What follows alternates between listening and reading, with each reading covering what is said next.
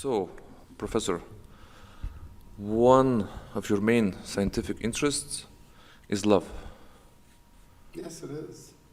How can we do science or theory about love when probably most people would agree that while science is rational, love is irrational? A good point. Maybe we can't do it. Who knows? But certainly, if science means that you study only things from a rational point of view, then you're assuming that the objects, as you're saying, like the object that you're studying, love, is not rational. Therefore, you can't apply rational thought to it. But a rock is also not rational, and atoms are not rational, yet we have chemists and we have geologists who study those things. We have therapists and psychoanalysts who study schizophrenia and medical doctors who study them, and I think schizophrenics are probably not the most rational people on the earth. So the idea that the object has to be rational in order to study it is a questionable idea.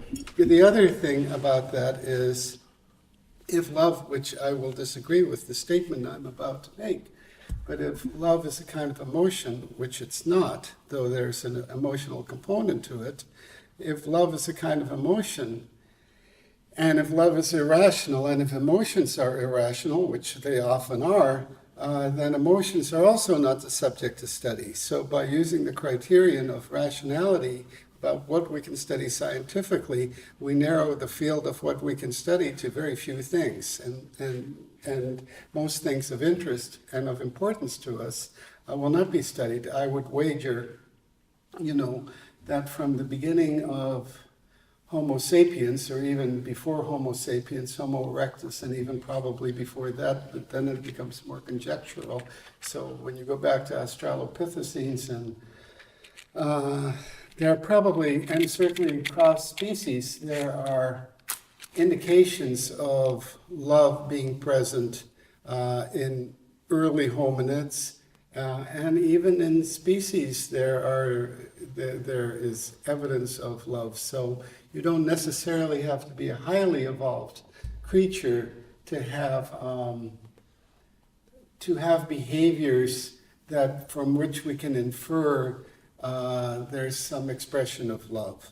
However, of course, with human beings, you have a much more complex way of orchestrating, understanding, and enacting love.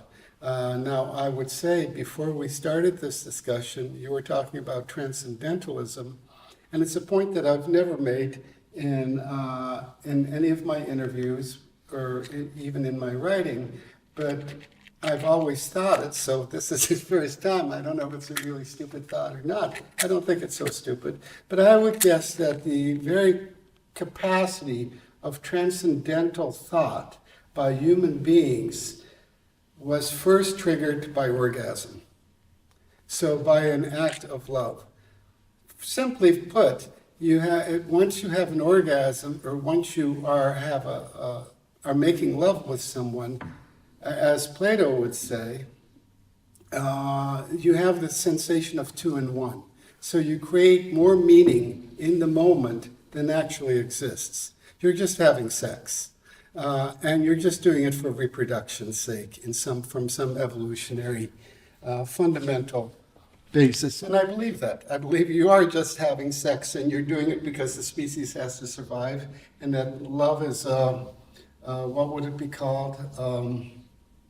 A scaffolding by which we enhance the probability of staying around as a species. Love is a quality that helps out in the process of maintaining and keeping the species going. So it serves an important evolutionary function. On the other hand, if you have sex with someone and you don't feel this sense of transcendence, then it's purely an act of sex, and it doesn't imply anything special. But if you have sex within the context of love, and you feel that this orgasm is something that bonds you to that individual in a spiritual way, so that the two become one, that's a kind of a magical thought. And that magical thought is one of a construction of unity, and a construction of unity that really pragmatically and in the real world doesn't exist. It only exists in your mind for that split moment. And not to say that everybody has that, but I think most people who have a love relationship, whether it's in the West or in Africa or in Antarctica or wherever or back in time, I think most people, when they have had an orgasm, at some time think of this as some kind of unification of the two as souls. Now, I don't believe in souls, mind you, particularly, though I don't disbelieve in them either. I don't know, but my bet is that they don't exist. But my bet is that it's a pretty good concept for human beings to have.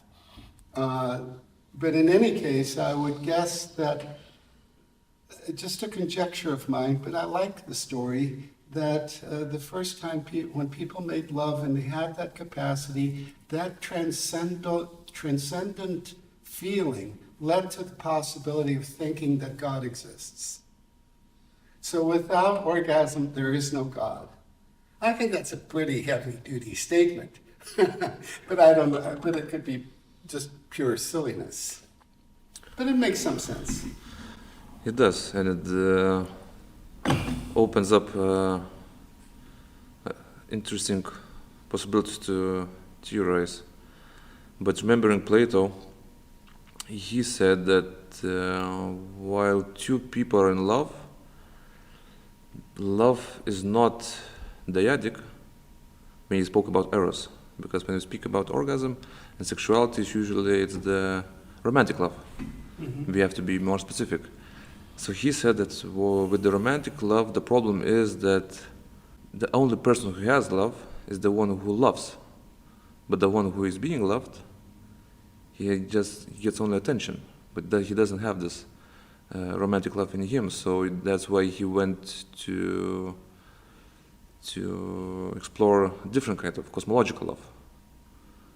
That's why you have this expression, right? Platonic love without the sexuality. Mm-hmm. But we know that romantic love as such, and maybe you will disagree, I'm not sure about that, is a Western phenomena originating in French poetry.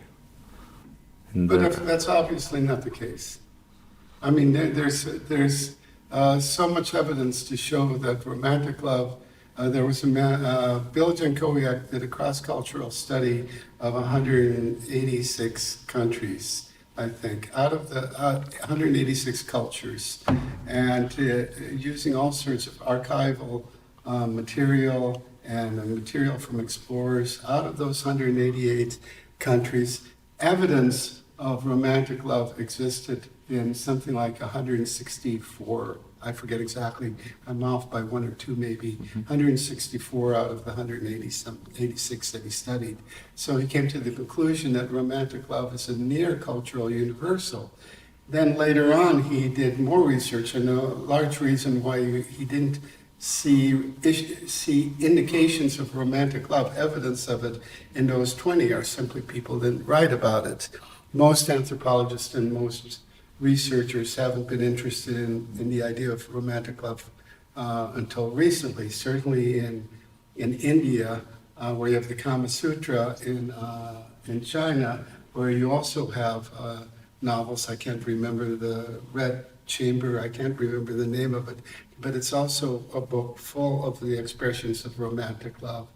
And lots of cultures around the world, you see evidence of romantic love. The thing is that what's unique I think in the West is the idea of romantic love as a permanent dyadic cocoon. So I think that was unique. There is also the distinction between hypocognizing something and hypercognizing something. So you can have feelings of romantic love, But if there is not a cultural way of elaborating those feelings, of being able to narrate in your head how to respond to those feelings, then you really don't know how to articulate or how to behave. You don't have a cultural roadmap, so to speak, to how to behave. So there are cultures that hypocognize. Hypocognize means they don't have a lot of thinking about it. And there are cultures, like in the West, that over-hypercognize romantic love, so it becomes a thing much more important than it actually is. Like I would have to say that, to be personal, but it's really not a personal statement, the romantic love I had for my wife died when we had kids. Didn't completely die, but certainly romantic love is not intended to last for a long time, and if it did, it would drive you crazy. Thank God that it doesn't exist for too long for most people. But I think it's a very important kind of turbocharge for a relationship that has all sorts of evolutionary benefits. And you don't necessarily need a hyper-cognized cultural elaboration of that.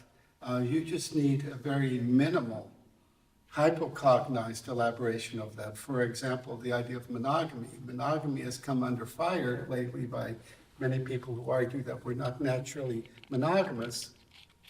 And in some sense, we probably aren't, although I don't know where to stand on this issue necessarily. I also interview and do work with people who are polyamorous. I don't think I have any particular agenda that monogamy should be the rule for the world from the beginning of time to the end of time. But I do think that monogamy, at least initially, and things are changing, but still that monogamy serves the important purpose in low technology societies that if in monogamy, that means that some man loves a woman so much that he's not interested in other women for some period of time, for the significant period of time when she's pregnant and when she's nursing. And for those years, 3, 4, 5 years, over that time, that man is both assured, feels confident that the child is his, and that he is so enamored of the woman and she's enamored enough of him that it's highly unlikely that they will have sex, that they will fall in love or have an affair with someone else. So I do see that romantic love serves a fundamental purpose that it no longer necessarily fills in the world today. But still, I think, I do believe in what Turing, I don't know if you know who Turing is, he was the founder of artificial intelligence. I think I have his name wrong. Turing. Yeah, Turing. Yeah. And Alan Turing. And I think he made an argument that the mind is, we nowadays have the argument that there's a modular mind or there's a general purpose mind, as I understand. I'm not an expert on this. I'm anti the modular mind idea, but I don't have strong persuasive arguments against it. I have some arguments against it. I don't know if we even want to go into that. But the idea that Turing had is that the mind, the psyche that human beings have now, took thousands of years, if not millions of years, to develop, and it's not likely to change over the next 100 years. So that our psyche, as you know, and as most of the people who are probably listening to this podcast know, hi there out there, that for the most part, our psyche, instead of how we've lived from 200,000 years to about 10,000 years ago, primarily as hunters and gatherers, and that our psyche our present day psyche is based on that, and it's unlikely to change in the near future, despite the fact that that psyche, which was developed over hundreds of thousands of years, is no longer so adaptive to present day conditions. But it didn't. There was no fortune teller at the time to to suggest that that the psyche should be so kind of conservative in the way it views the world. So my point is that romantic love had strong evolutionary benefits. Still, the only reason fundamentally why we exist is to have children. We don't have any other purpose except to continue life at some basic raw level. And given that those are very strong vectors in determining how we think in our consciousness, I would guess that those vectors are still alive and well, and monogamy still is a fairly important aspect of life, as is romantic love. Though at the same time, human beings are more plastic than maybe evolution gives us credit for, and things do change. So I made a very qualified statement. Maybe you would like to bring your chair a bit. Pardon me? Maybe you would like to bring your chair a bit closer, just to. Oh. Okay, let's go back to the romantic love as universal. So first question is, how did the Europeans think so naively that it's only an European phenomenon? Why it happened so? Because I mean they had connections. They saw other people. So for me, it's a bit has a taste of imperialism. This thought that romantic love is a Western phenomenon. And the second thing, what kind of evidence? You mentioned about evidence in various cultures that indicates that romantic love is universal. How does evidence look like? Forget about the evidence for now. Let's go to the first question. Give me that question. Oh, it's because very easy to answer. I'm not sure if I'm going to do a good job of it, but the first question is quite easy to answer.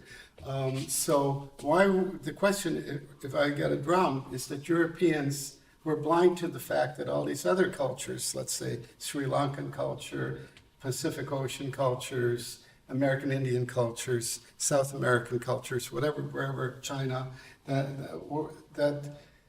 how could Europeans be so blind to the fact that these cultures didn't have anything like love? And, well, there's a lot of reasons why they're blind. First of all, you have in America now the idea by conservatives that all liberals want to cancel culture and do away with the history of America. So they believe that.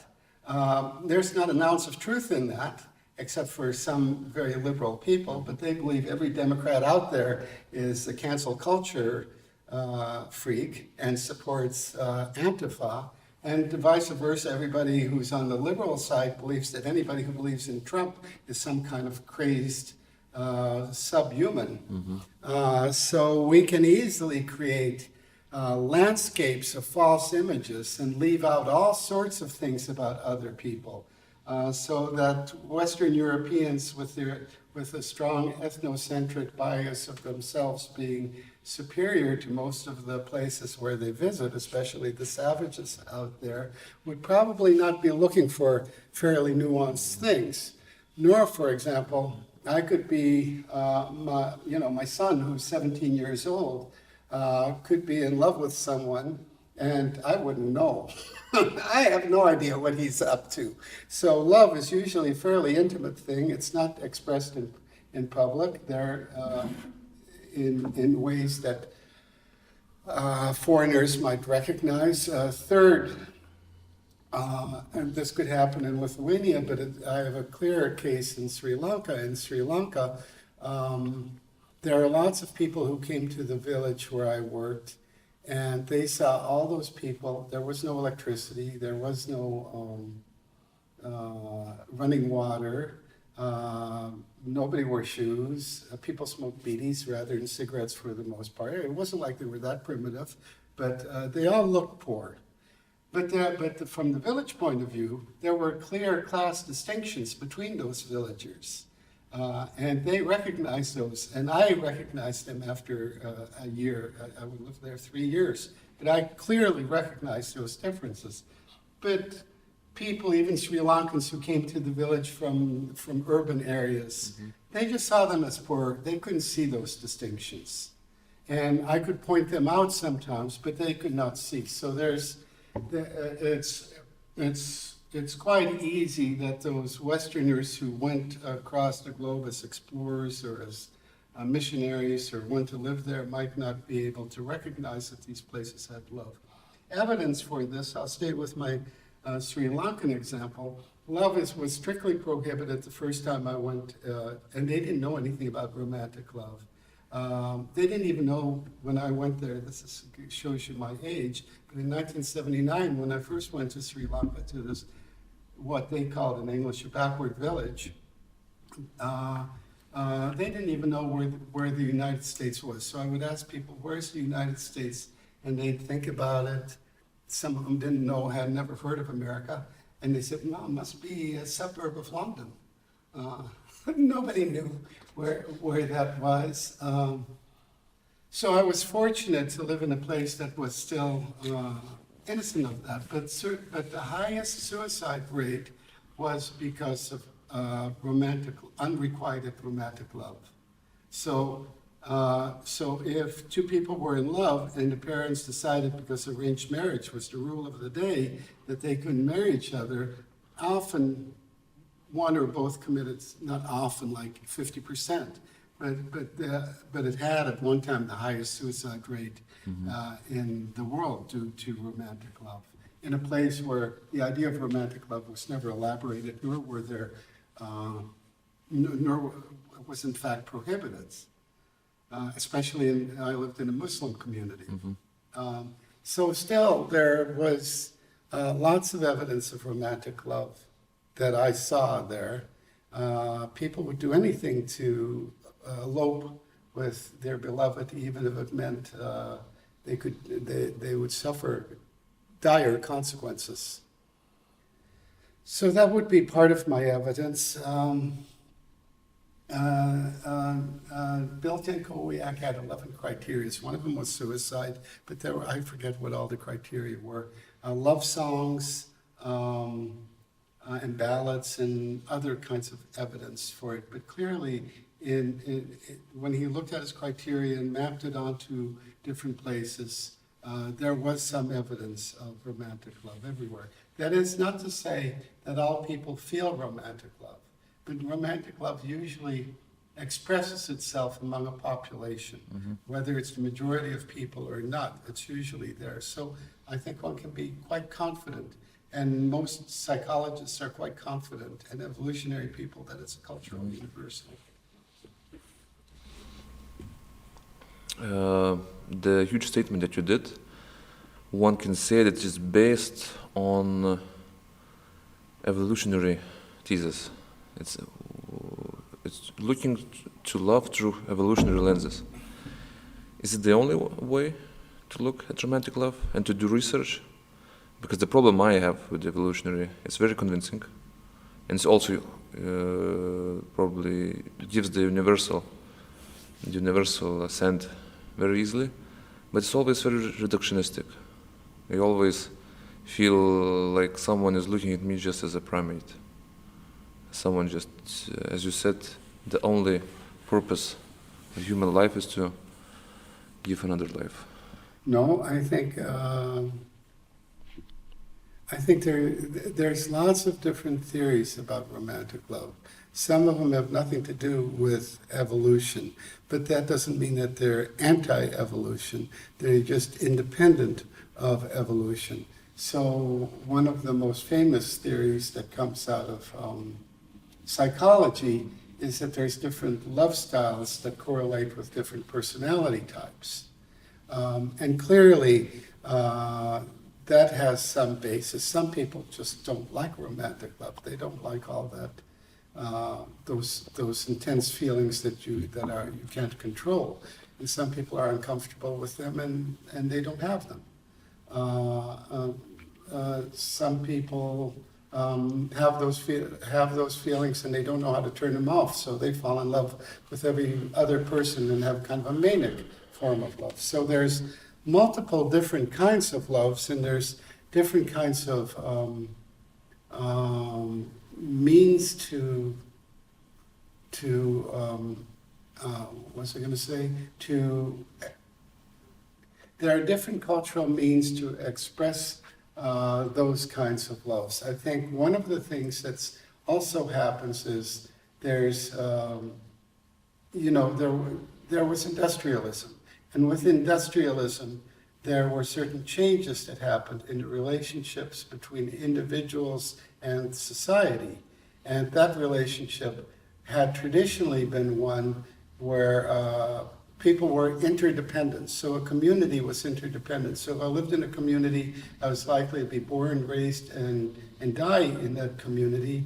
And I knew the members of the community. That doesn't mean that that it was a functional community, but it means that there are certain interdependencies that become socially inherent to being a member of that community. And in that sense, romantic love coupled you to each other, but it also coupled you to the community. So that my brothers and sisters now were related to my wife, just as they are now, but it connected us into important networks within a community. And certainly people who had large families, that has had many sons, primarily, who had wives, who then moved into the patrilocality, who moved into where their husbands lived, and you had that kind of an arrangement. Then you had kind of like a predatory family, so they could knock off families who had fewer children. So there was a lot of, families with few children could not compete with families with lots of children, especially in patriarchal conditions, and if you have lots of children. So that I think when we saw love traditionally, you had romantic love, but it was also a little bit like the difference between drinking Dectina and drinking a cocktail, or drinking grappa and drinking a cocktail. So when you drink a cocktail, you can still be in love, but you recognize your obligations to a larger field of people. So that your feelings of romantic love are, in a sense, are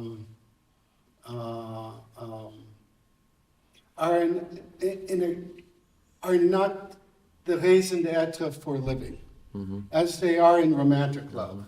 And in romantic love, you and the other person become a kind of royalty to each other.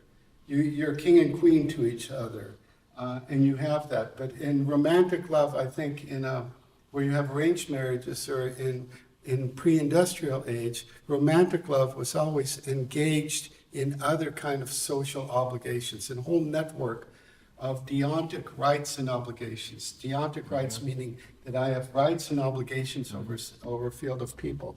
Nowadays, with industrialism, those kind of ties to other people have been weakened, if not excised. So that I think of myself, and I find this quite interesting in my own love life with my wife, which is a very good relationship, by the way, 20 years now. But clearly now that I'm a professor, which makes me kind of a big shot, and I just get to think a lot and read a lot of books and write and have people interview me, and I get a sense of self-importance out of this. So I don't consider myself a selfish person, but I'm number one in some sense to myself, except for my wife and kids in some sense. But I become an important person, and that kind of autonomy and freedom that I have because of my my position leads to a sense of I'm disobligated to the society around me in many ways. I can voluntarily choose to be obligated, so I become politically active in certain things. But in essence, I'm kind of a monk. I don't have many obligations out there in the same way that I used to. I get money. I don't have to go over to to the smith and ask him to make something for me, and I have to do something for him. So the ties that used to bond people in this vast network of obligations with one another no longer exists. And if you move up in the class hierarchy, you become more and more autonomous in some sense. And you become more and more, in some sense, concerned about yourself. So I think that romantic love has changed quite a bit, a large part because the external constraints that kept you from thinking of yourself as an I. Mm-hmm. And I think what happens is, as I've just finished an article, or almost finished, there's too much me and not enough we. And in the old days, there was a lot of we, and the me could still have a romantic relationship. It could be as substantial as it is in the present day, but that me that was in a relationship there was still immersed in a web of we. Mm-hmm. Now, the me that has a romantic relationship is immersed in a small dyad. And that's very different, I think, relationship than it was before. Very, very, very interesting thoughts, because I was thinking in the same patterns, actually. Maybe not so articulated. What I could add up to your statement is that even when in these times we think in a clear distinction between them and me, or between we and I, even this notion of self, of I, it's already now just not so clearly, but it stands on the, as you call, the social web. The notions that we think that I choose, or it's a value that I prescribe consciously, usually it also comes from the political body that we're into it. But while people used to see that more clearly back in the days, now it's not so clear, I think, to me. This spirit of individualism, it gives a false idea of free and consciously driven choice, which is, I think, it's never true. That's one of the links.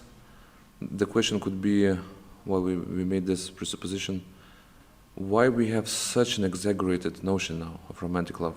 Because it clearly wasn't such an important thing back in the old days, let's say in the 16th century.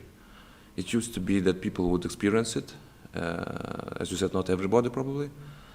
It was one of the means, not the means, one of the aspects of psychological experience. But now, one can say that without romantic love, there is no meaning in life.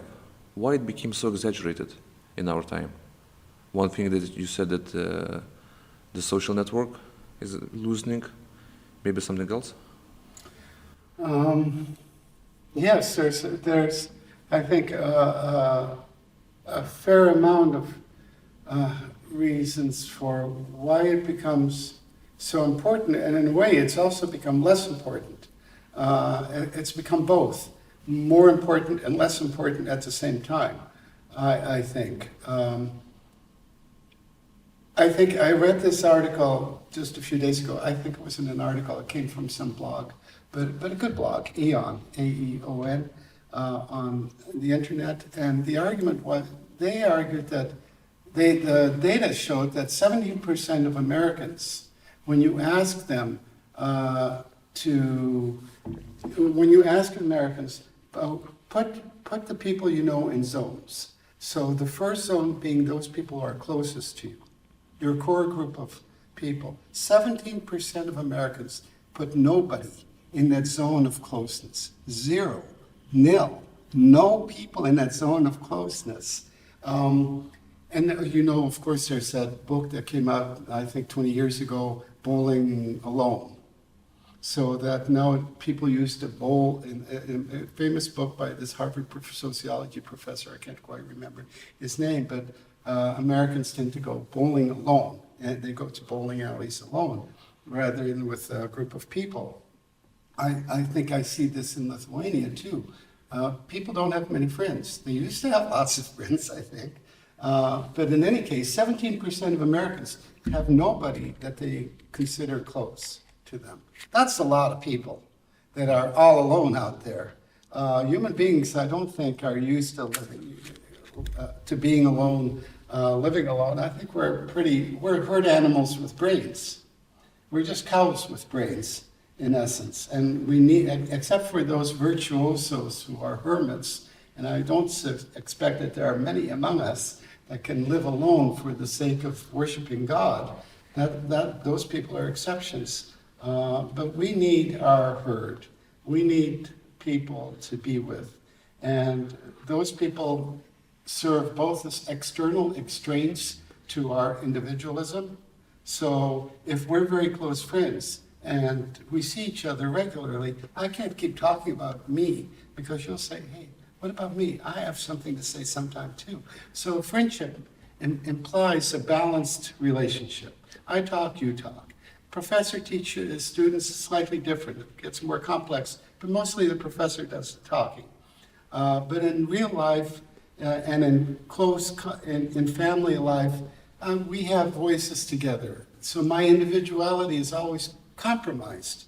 And certainly my relationship with my wife, or anybody's relationship. In a dyad is the only social group in which you can kill the social group. I've always loved that. I've said that many times in class. But if I'm your slave and you're my master, I still have the power to kill the social by killing myself. But once there's three people, you no longer have that ability. So once you get a social group of three people, But you can kill the two others. you can kill the two others, and you can kill. But if you kill yourself, you can't. So killing two others means you have to kill them, and it's not the certainty that you can. But it is pretty much a certainty you can kill yourself. And so if you have two people, you and I, and we want to go eat, and you say, I want to eat Chinese food, and I say, I want to eat Italian food, and I can just sit there and pound my hand, and you say, okay, we'll give in to you because you're just such a whiny guy, and we'll go eat Italian food. So we can do that because we keep the dyad alive.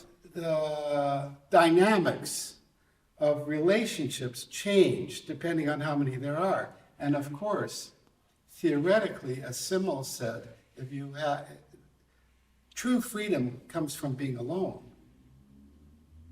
Because alone, I can eat Chinese food, I can eat whatever food I want, and I can watch whatever I want on the television, and I can do anything I want within my area, so to speak, theoretically, as long as I don't disturb the neighbors. So you have absolute freedom by one, and dyad, you have to make compromises, otherwise it doesn't work well, and to keep it alive.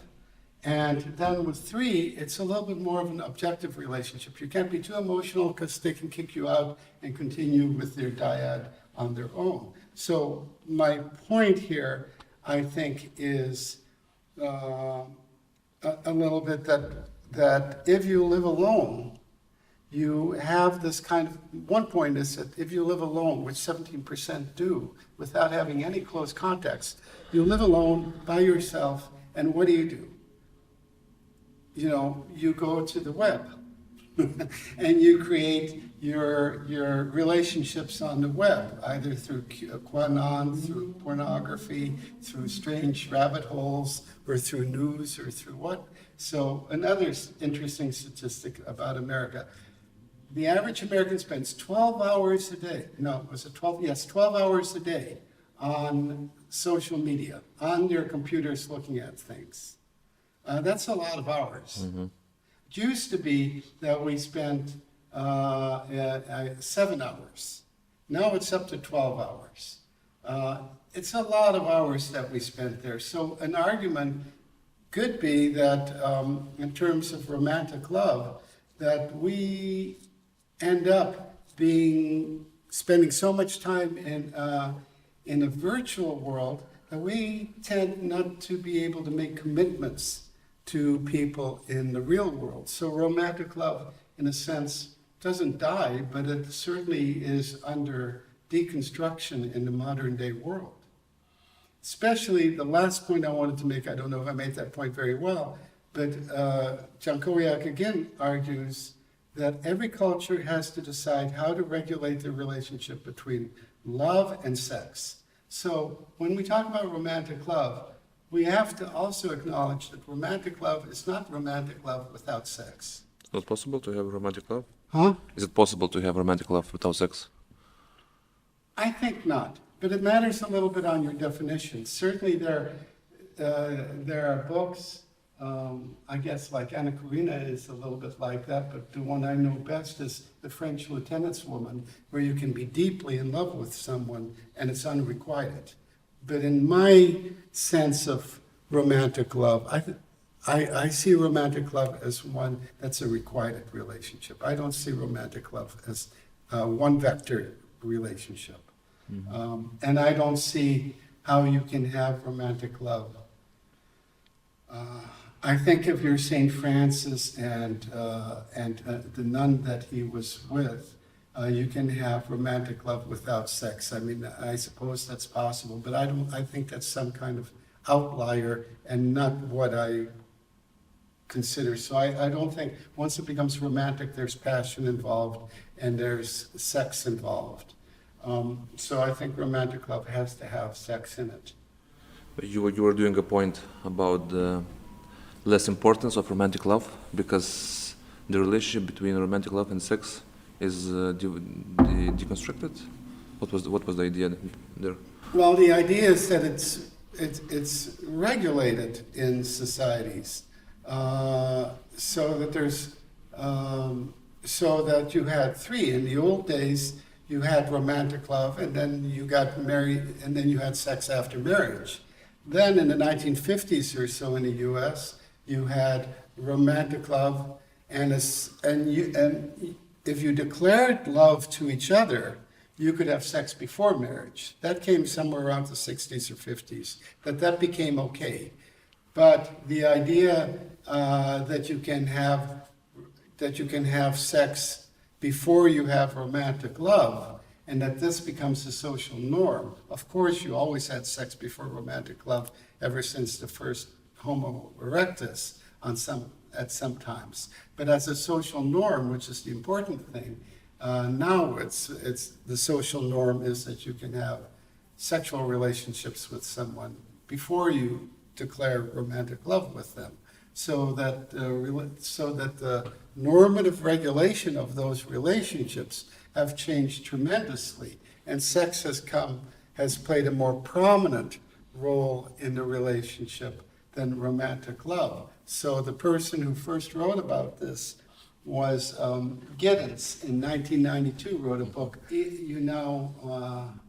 Disengaged Sex from Love. Mm-hmm.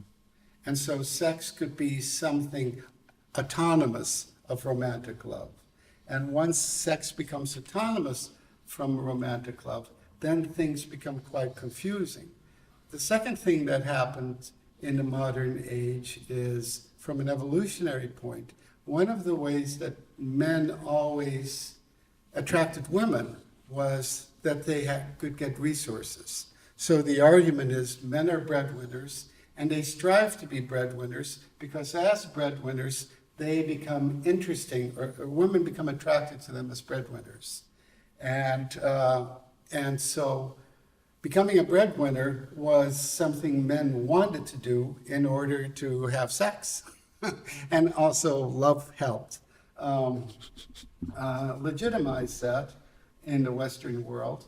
But nowadays, men seem to have messed up tremendously. They're no longer the breadwinners they once were, and women now. Most college students are women. Women are being quite successful. There's a book written a few years ago on the end of men, which shows you all this horrible data in which women are horrible data in the sense of not that women are doing well, but that men are doing so bad in the contemporary world.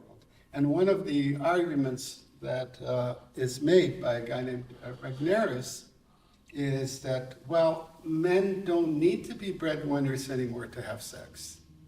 So So if part of the motivation for a man to be hardworking, industrious, and be a breadwinner is that he's attractive to women who will then marry him, and then he'll have sex with them, and then he'll have children. Now, because he can watch pornography, he can masturbate, he can go, I mean, there are arguments made that only a few men do this and are successful, but still, it seems that if a man wants to, he can easily get dates on various sites. So an example that I frequently give is if I write on Tinder, I'm available to any woman who wants me.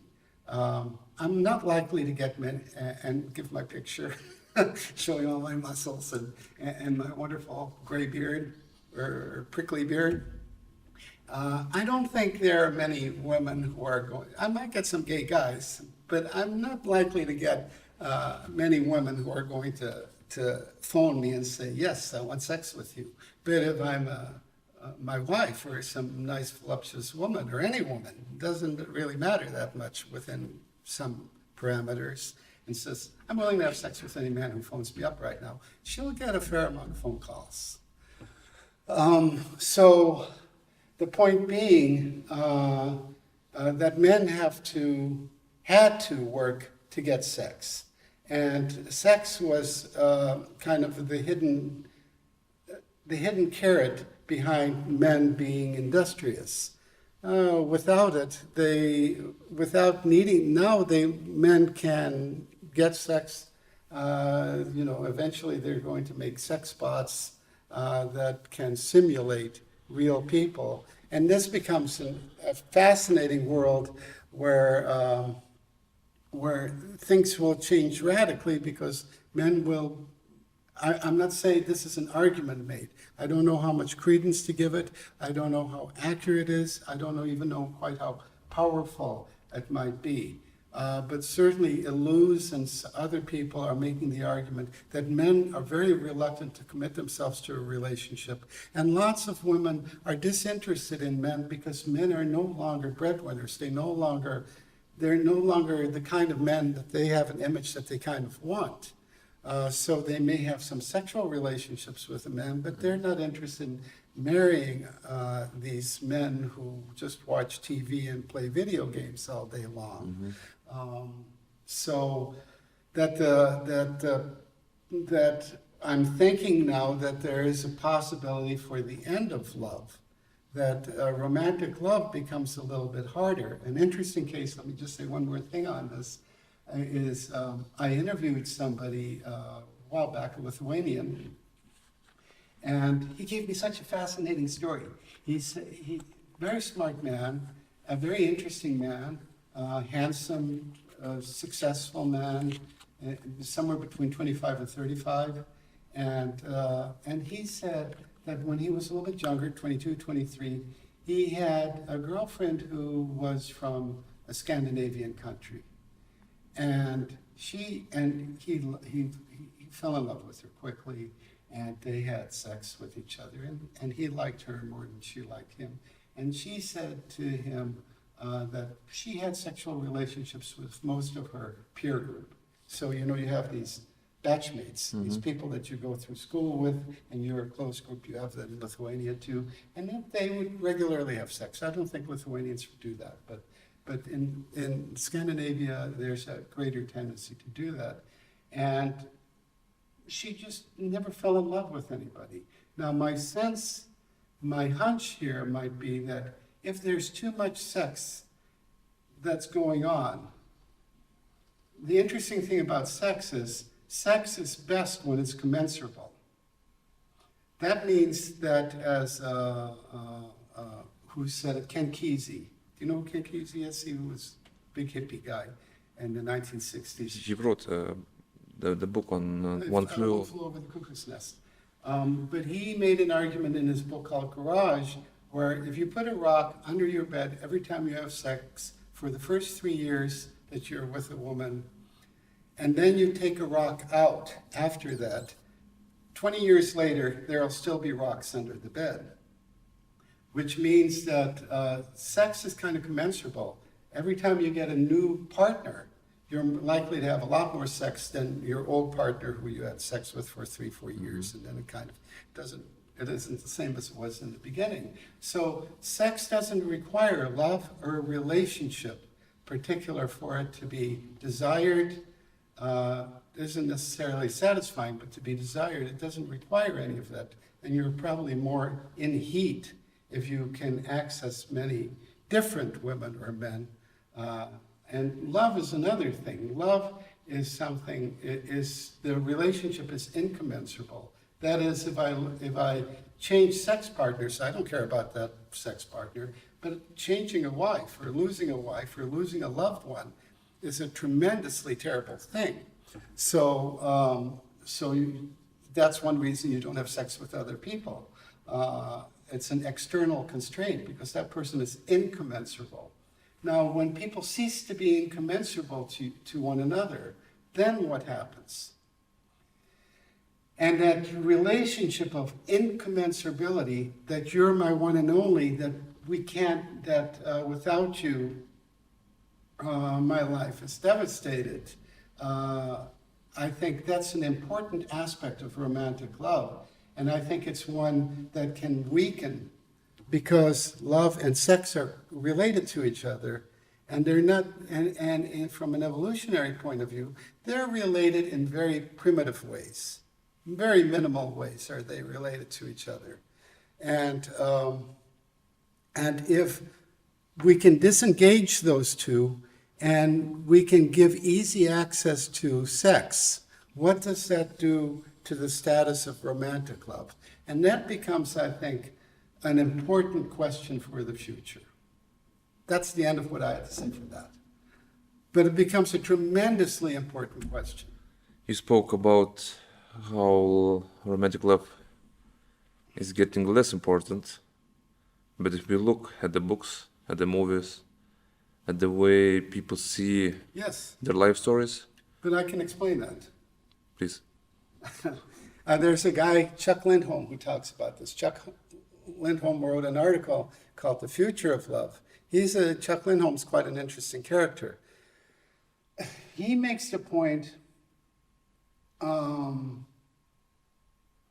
see, it's a very interesting thing. I'm going to back up a little bit and talk about me. But this is it. Before I had children when I was in my 50s, first child. I never wanted children. Well, I did want children, but I never thought it was possible to have children. I was a totally different person after I had children. I died, essentially. What I was before 50 is not what I was after I had children, because now the relationships become unconditional. Unconditional meaning if my child acts up, I might, if my friend acted up like that, I might say, go away, but it's my child, don't act up. So that's an important thing. So family becomes an important thing because it becomes a base of meaning. So I have a job. My job in America is frankly really terrible in many ways. It's a good job. I'm a professor. But for lots of reasons that I can go into, but this isn't what this is about. Most professors in America are quite despondent because the money that the state provides for the university used to be over 50%. So universities were subsidized like they are here by the state. Now the state gives less than 15% to the university. So the university is now subsidized by the student tuition. That makes it, as you were saying earlier, lots of fake stuff happens in the university system because it's got to make that money up, that the state no longer provides it. And that means that professors do all sorts of things that they never used to have to do, like go out and get money from students who have graduated and see if we can get donations from them and stuff like this. Not every university does this, but they do, and they increase it. But the point is here that that's a lousy job. But if I was living alone, I'd probably quit, do something else. But I have a family to support. I go, complain, whine, come back. As long as my check comes and as long as there's bread on the table, I'm good to go. I can complain, but I'm still good to go. But if I were alone, I would not be good to go. What's the meaning of my life? What's the purpose of it? The family and social groups serve as a basis for meaning in life. One of the reasons people are so loyal to Trump is because he gives them meaning in life. I don't know how he does it, but he does give them meaning. And so there are people who follow Trump around like they follow the Grateful Dead around. 17% of people live by themselves. A lot of people don't have much meaning in life. They're unhappy with their jobs. Romantic love gives meaning to your life. So why I think romantic love is now very important is because in the actual world, we hesitate to make that commitment. Because why should a man, there's all sorts of reasons why we hesitate. But ideally, we want to be special to someone. When I go home, I can tell my wife about this interview, and I can say what I did good, what I did bad, and about you and everything else, and I have meaningful relationship here. The meaning isn't something I have to construct by myself. Now, when people are living, 50% of Swedish people live alone. In Lithuania, about 44% of people live alone, and one person apart, putas. Somewhere around 44%. So more and more people are living autonomous lives alone with their computer. Hard for an individual to construct meaning. Some people can do that, but it's very hard. We're herd animals. That love relationship becomes ever so much more important. When that person comes to me, smiles, and I believe that person thinks I'm special, and I think they're special, I can go do my shitty job. It doesn't matter what kind of job it is. I can complain, but I'll do it. But for myself, I don't think most people can muster the self-love or the whatever it takes to create a world of meaning on their own. Meaning is a cultural product. Dyad is a culture. And we create a culture of love between a couple. And so romantic love becomes harder and harder to get because we're more and more individualistic. And we are not as willing to make the compromises we have to. And there's a lot of ambiguity in the hierarchy of the relationship. And kids are horrible these days. They live on the computer. The tasks of a family are so much more difficult than they used to be. I don't think that's nostalgia talking. Mm-hmm. I think that's actually the case. Though I do think the world in some ways is getting better. But I think I'm raising 3 boys. It's really near impossible to do that well because they all want to be on the computer from morning till evening. That's all they want to do, actually. And they're healthy, good boys. But to live in a virtual reality, they're the first generation that spends most of their life in a virtual reality. I never spend any time on virtual reality. Even now, I don't play any games on the computer. I don't want to play games. But what does that lead to? But in any case, it leads to them also being socially inept. COVID really messed things up. And now, are they going to live alone?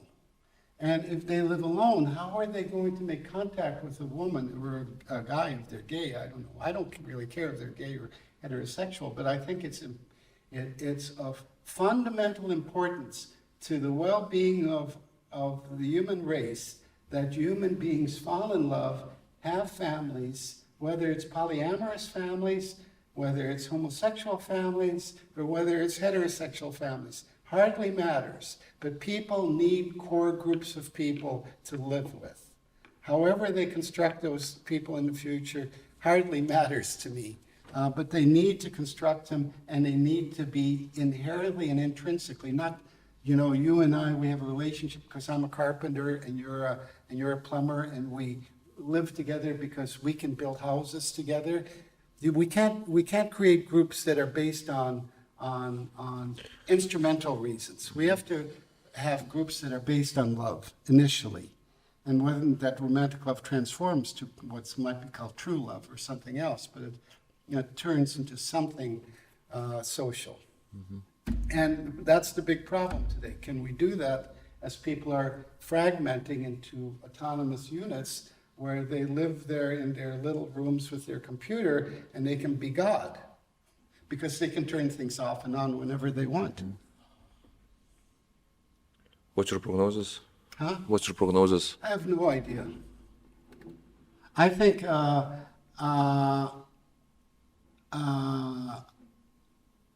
also, as I was reading an article today, people are having more and more apocalyptic visions. So the way I'm talking, it sounds, oh, the end of love, the end of family, everything's going downhill. And then people will talk about global warming, and they'll say everything is going to go downhill. And then other people will say, from the left and from the right, and that made me think when I read that article that I don't want to be apocalyptic. I don't want to be extreme about this.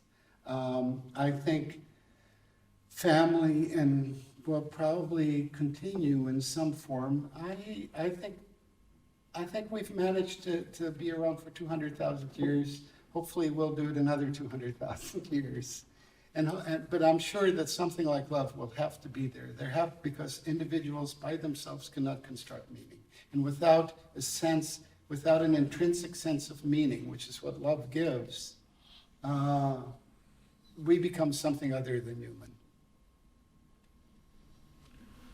We know that there are some folks who would like that.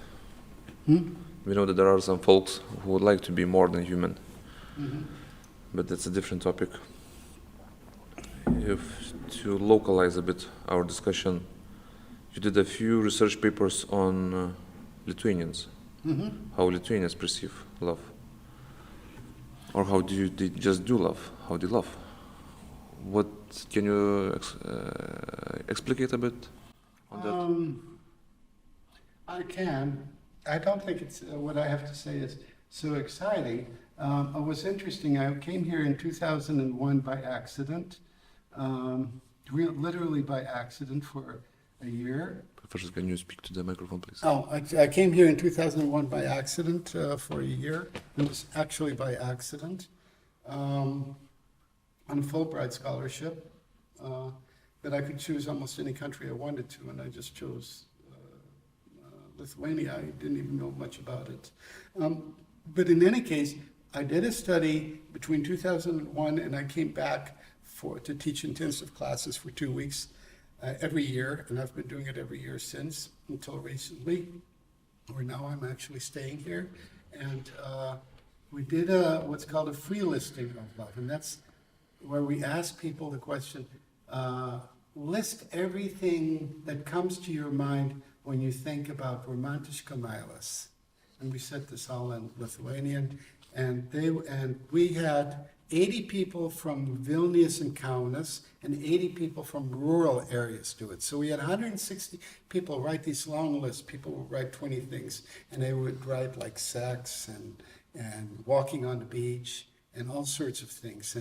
But the one thing that out of the 160 people did not mention was friendship. They didn't say friendship comes to your mind when you think about romantic love. But they said all sorts of romantic things.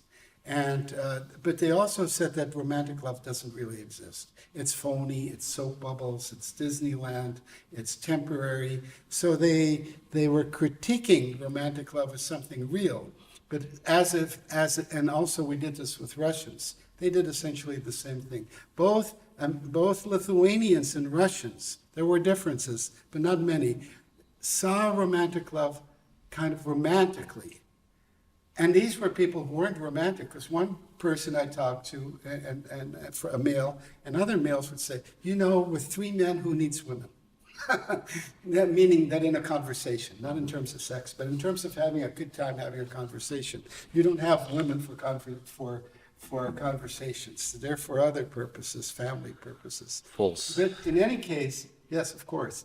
But in any case, they did have romantic visions of romantic love, while the Americans had no romantic visions. Zero romantic. But friendship was the most important thing for Americans. So I did it with 80 people in America, more actually, and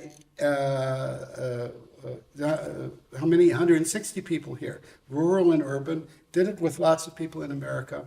Nobody here, not out of the 160, I'm sorry, it's 80 from rural and urban, nobody said friendship. But a lot of people said love is phony.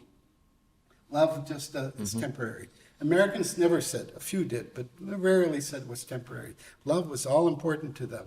Now, when I do free lists here in Lithuania, friendship is mentioned. And I tell them, well, in 2005, nobody mentioned friendship. 160, come on. Somebody mentions it once. Nope. But now, it's like number 3 or 4 in terms of frequency. If I ask 80 Lithuanians, I don't remember the exact, I've done it in 2021 and 2017, 2019. I'll get out of 20 people, 10 people will say, let's say about 50% will say friendship, maybe a little bit less, but a lot. And less will say that it's unreal and temporary. So love has become more Americanized in some ways. I don't know if it's the American culture that has seeped in or whether it's just a process of modernization or post-modernization where women are more on their own. Women have jobs. Women don't depend on men. And women don't, and now the relationships are a little bit more companionate. There's been a big argument made by researchers on love that romantic love is changing into a more companionate kind of love. Like in China, it's becoming more companionate and also more childless, so that the couple themselves become the king and queen, not the children. The children used to be the royalty in the family. But in the old days, the children were just there to do labor. So children have gone from let's have lots of children so they can do the labor and take care of us when we get old, to now forget about the children. We're spending our money on us. So I think in Lithuania there is a little bit more of that happening. That relationship, that romantic love has become more American, become more companionate, and the idea of having children becomes not so much a natural extension of getting married, but something that they make decisions about. Project that has to be taught and strategically devised. Ah, I'm done? No. I'm just thinking. What causes influenced such a drastic change in 15 years? I'm not sure if it's the impact of the American culture, because this critical attitude towards romantic love usually, because I know guys, I mean Lithuanians, I'm a Lithuanian myself, and a lot of people, it's a paradoxical because they see it as something that makes you less efficient in seeking your tasks, your daily tasks, your job, your career. So it's just something that exhausts a lot of your time, and it will vanish in a year or two. While Americans, usually the most pragmatic country in the world, with the only authentic philosophy they made was pragmatism, which is, I like it a lot. They are more idealistic in this sense. They're more what? Idealistic in this sense. I would put it the other way around, but yes, I see your point. How would you put it? How would you put it, the point? Well, I think of romantic love, like you say, as one person said a long time ago in 2005, it's a cosmic waste of energy. You kind of said the same thing. And that's a very Lithuanian way of traditionally seeing romantic love. And I think people probably still think that, but I think if it's a cosmic waste of energy, then romantic love is, you put a lot of energy into it, is what that implies. And so that implies a kind of a poetic sense of romantic love. Where in the US, I did do another kind of study, and it shows clearly that when Americans think of romantic love, they think of it as Well, now I can fart around the person. I don't have to pretend that I don't fart. Now I can be comfortable. So patogas is important. Being content, being able to just relax and be your true self, so to speak. So from an American point of view, romantic love, sure, it has sex in it, and the sex part is important in it, but still the most important part is that we're companions and we can just relax. We can just don't do nothing. So we don't put a lot of energy necessarily into it. Mm-hmm. I think Lithuanians, the guy sees that we have to go to Palanga, or we have to go somewhere, we have to do this, we have to do that. So even though they don't like it, they think it's important enough to put a lot of energy into it. You mentioned the difference between polyamorous and a monogamous relationship. Could you give, please, an argument for plus and minuses? What do you see this kind of couples monogamous? What kind of problems they have that polyamorous don't, and vice versa? As somebody said, from a male point of view, I'm not speaking by myself, I'm just talking about a generic male perspective. When you're in a monogamous relationship, that means that you go get a job, you put the money into the family, not into you, and you also say that you're not going to have sex with anyone else except that person. So you do two things that you'd rather not do. You'd rather like to spend some of that money on buying a new motorcycle or something for yourself, and you'd like to have sex, all things given, with lots of other women if you have those opportunities, especially when you're in your 20s, 30s, and 40s. This is not something that you would necessarily dislike doing. So you give these things up in a monogamous relationship. In a polyamorous relationship, you don't give those things up. You can be in a relationship, open relationship, and still have sex with all the women you want to, just as your wife can have sex with any man she wants to. I do believe in the fact, and there have been lots of studies that have shown this, and I'm making this argument mostly because of those studies, that men have a much stronger sexual drive than women, and though women do have a sexual drive, and probably get more pleasure out of it than men do because they have more sensory cells to please them than men do. This is not an area I know much about, but whatever it is, men have a stronger sexual drive than women, and I think most men, if they were in a culture where they could be in love with a woman and have sex on the side, would probably go for it. I think that's what polyamory allows. Polyamory, if you take away the sex part, also allows for a more communal lifestyle that's a bit more realistic for the modern world. So as one polyamorous person told me at the end of our interviews, I always interview somebody 3 times, and if somebody wants me to interview them on any subject about romantic love, I'd be glad to do so. If they can contact you and you can send their email to me, that would be great. But the point is, as this woman said, I was complaining that my wife and I, we have 3 kids, and it's a lot of work to be a decent father and to take care of this whole thing. And she said, well, wouldn't it be great if you had another wife? In terms of the division of labor, not in terms of sex.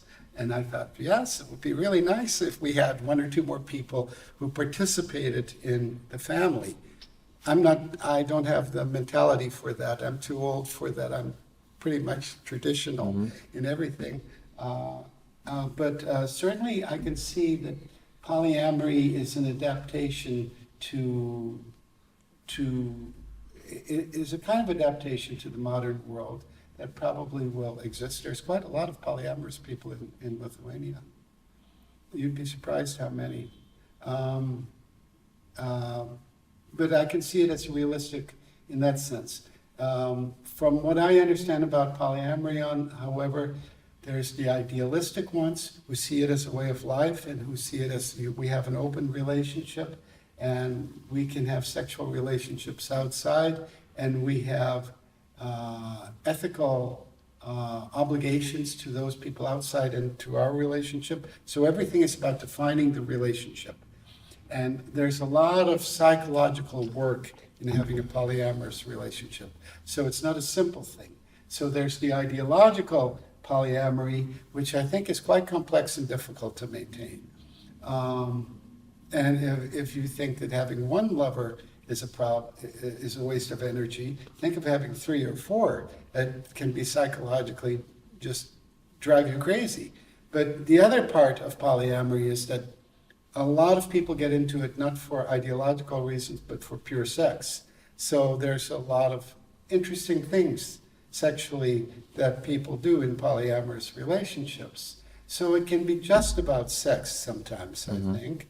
I think for the most part, as I understand, a man will say, well, I just don't have enough sex at home. So I'm in a polyamorous relationship just to get more sex. I'm not looking for love. I don't want it to be prostitution. I want it to be kind of friendship too. So polyamory has both those functions. For some women, it also has those functions. A lot of times women enjoy polyamory much more than men do. And a lot of time BDSM is a part of polyamory, not always. For monogamous relationships, those are the advantages of polyamory. You get more sex, and you may possibly have more people who participate in taking care of the labor it takes to have a family. Why would someone take care of children? Why would someone take care of children which are not their own? Well, some people like children, and it's in a polyamory, relationships are always contingent and confluent.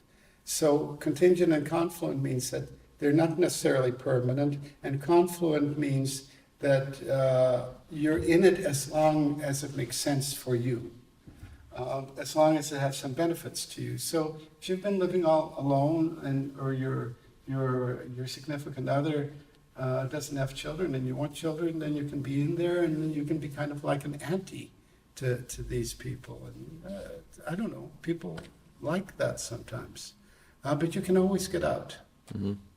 I mean, polyamory is always contingent and defined.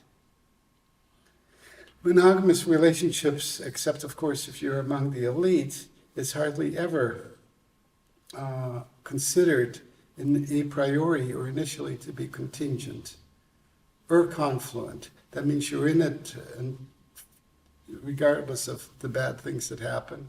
I mean, you may not in reality, but you assume that. And you assume that it's enduring, that it lasts a long time. And the downsides of the polyamorous? Is there any downsides? To what? Polyamorous relationship, or is it just better than one? No, I never said it was better. It's just very different, and it's certainly a feasible adaptation, because lots of people are doing that. And certainly when you unhook sex from reproduction, the consequences of that are that sex becomes a form of entertainment. So it no longer has some kind of sacred correlation with reproduction and the church. It's just a form of entertainment. So it has a different function than it traditionally had. So the downsides of polyamory seem to me to be it's too complicated. For me, just one intimate relationship is enough, and I'm willing to sacrifice the possibility of having sex with other women for that reason. It's a lot of psychological work, all this defining the relationship. And my wife and I have a fair amount of arguments about all sorts of things. And I see relationships now as being contingent, because some of the things we argue about are things that have to do with our personal space and our personal autonomy. So that sense of individualism is like the snake in the Garden of Eden. We don't live in the Garden of Eden, but that individualism is a powerful force. So I see relationships as very difficult to maintain, and you have to, and to maintain them is difficult. I can't imagine doing that with 3 or 4 relationships. And I don't think I would be very good at, if I saw some other man having sexual relationships with my wife, I think I would not be pleased by this. No matter how we define our relationship, this isn't going to happen to me. And I'm going to be okay with this. So I think we're kind of wired to be monogamous. I'm not sure if that's true, but we're wired to be monogamous for some time at least. Mm-hmm.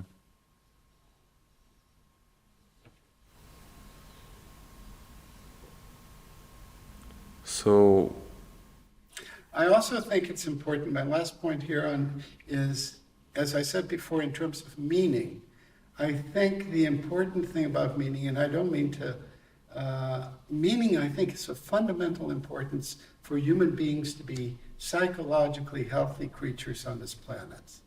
That they feel that there's an inherent meaning in their lives. And certainly in the old days, we were much more effective at having meaning in our lives. Nowadays, it becomes harder to grasp the meaning of our lives. So when I went to Sri Lanka and I would ask people, well, how about meaning? They never think about meaning. Everything is meaningful. There's a nice article on Spurious and Genuine Cultures, which argues that in some cultures, meaning is obvious in what you do.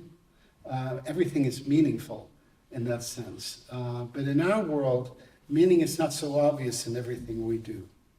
As you know from your work here, it can be questioned.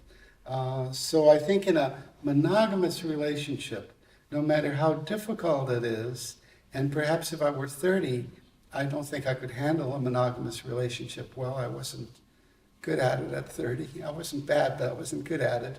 But at my age, I'm a little bit better at this. But I'm special to my wife. I'm special to my kids. I like the idea, I'm not special to anyone else. I don't really want to be special to anyone. I don't really care. I like other people. I can say with complete honesty that I enjoy human beings. I usually think most human beings are good human beings. But I'm special only to those people, and my life is meaningful largely because of those people. And I can think about intellectual problems largely because I have a group of people who think I'm special and who I think are special, and that allows my brain not to worry about my purpose on earth.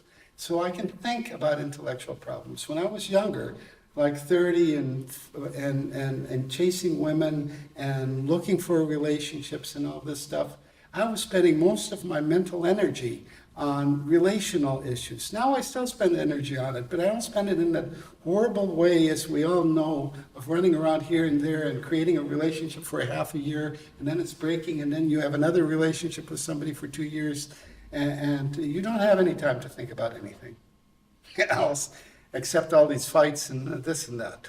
I don't like this. I much prefer this kind of substantive relationship, and I think polyamory is a recapitulation of that 38, or that game that you play as younger. You're running around here and there with all these complicated relationships. Bad thing. Especially if you want to think. Professor, thank you for your time. Sure.